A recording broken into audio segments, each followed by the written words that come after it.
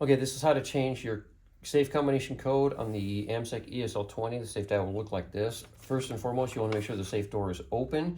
When you do this, just for safety reasons, if any issue, you've got the safe open, we can come work on it. You should have a corresponding sheet like this to follow through. This video is just a guide along with it. This current code is set to 1, 2, 3, 4, 5, 6 for ease. You're going to want to have your current code and then the new code that you want ready when you do this. So the steps are pretty easy. It's going to be C, pound, 1 pound, current code, 1, 2, 3, 4, 5, 6 pound, new code, 6, 5, 4, 3, 2, 1 pound, and again, 6, 5, 4, 3, 2, 1 pound. You will get several beeps like this, and then you're done. The combination should work like normal, which will be now it's gonna be your C, 6, 5, 4, 3, 2, 1. You'll get your normal little beeps, and the lock will activate.